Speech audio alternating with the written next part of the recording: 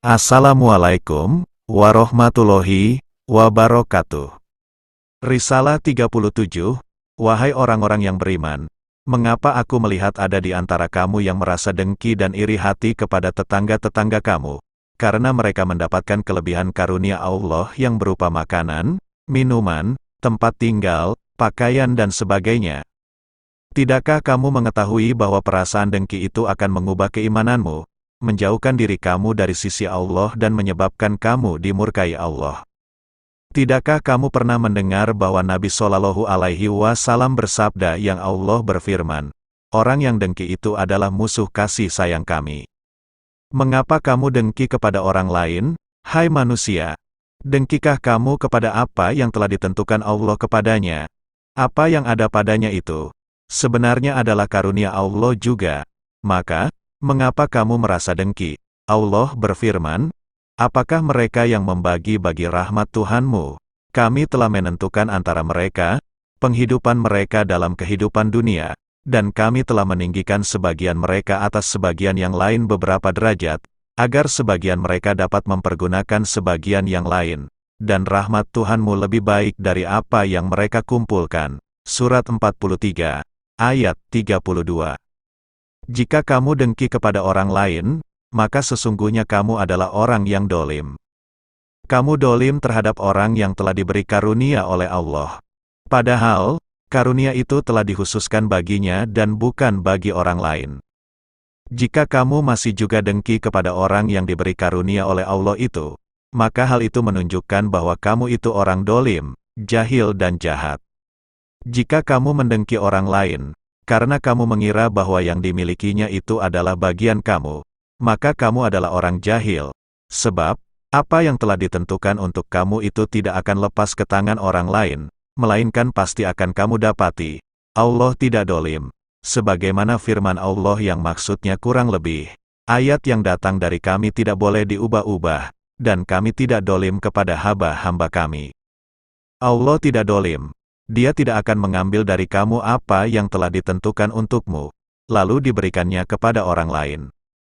Tidak, apa yang telah ditentukan untuk kamu, pasti akan kamu dapatkan, dan apa yang telah ditentukan untuk orang lain, pasti akan ia dapatkan. Oleh karena itu, janganlah kamu dengki kepada orang lain. Lebih baik kamu mendengki bumi yang menjadi toko harta benda dunia seperti emas, perak dan intan berlian sebagai simpanan raja-raja dahulu kala seperti Ad, Samud, dan Raja Persia, juga Romawi. Kamu lebih baik mendengki semua ini daripada mendengki saudara-saudara kamu. Ibarat orang yang melihat seorang raja yang agung dan mempunyai tentara yang banyak sekali, mengontrol daratan dan lautan luas serta memungut pajak untuk keperluannya sendiri dan kerakusannya sendiri. Melihat keadaan ini, orang itu tidak dengki kepadanya, tetapi dia dengki melihat seekor anjing liar yang datang pada malam hari mendekati dapur istana raja itu untuk mencari makanan dari sisa-sisa makanan yang dibuang oleh tukang masak dan makanan itu sudah busuk dan basi. Orang itu dengki kepada anjing liar itu, sehingga memusuhinya dan ingin membunuhnya. Apakah ini bukan suatu kebodohan? Jika orang itu benar-benar dengki kepada anjing lapar itu dan ia tidak dengki kepada raja yang tamak itu, maka sebenarnya orang itu adalah orang yang jahil, bodoh dan tidak mau menimbang rasa. Ketahuilah wahai insan, apakah yang akan dihadapi oleh tetanggamu itu di hari perhitungan kelak, sekiranya ia telah diberi nikmat oleh Allah dan karunia yang baik di dunia ini, tetapi ia tidak memanfaatkan karunia itu sesuai dengan aturan-aturan yang telah ditentukan oleh Allah, bahkan sebaliknya ia ingkar dan memusuhi Allah serta tidak patuh kepadanya. Ketahuilah, bahwa ia akan ditanya dan dimintai pertanggungjawabannya tentang apa yang telah ia perbuat dengan karunia itu. Jika karunia dan nikmat itu tidak ia pergunakan sesuai dengan keridaan Allah, maka ia akan menyesal. Bahkan ia merasa bahwa lebih baik ia tidak menerima karunia itu di dunianya dulu. Apa yang ia sesalkan sudah terlambat. Nabi Muhammad Shallallahu Alaihi Wasallam pernah bersabda, sebenarnya ada segolongan manusia di hari perhitungan nanti yang menginginkan daging badannya dipotong-potong dengan gunting apabila mereka melihat balasan yang diterima oleh orang-orang yang mendapat azab dan kesusahan.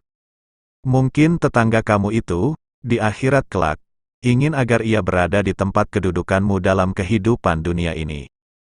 Manakala ia merasakan masa yang sangat panjang berada dalam perhitungan di hadapan Tuhan itu dengan merasakan kepedihan dan kesusahan berdiri selama 50.000 tahun di bawah panas terik matahari untuk dimintai pertanggungjawabannya tentang apa yang telah diperbuatnya dengan kekayaan yang diberikan Allah kepadanya dahulu.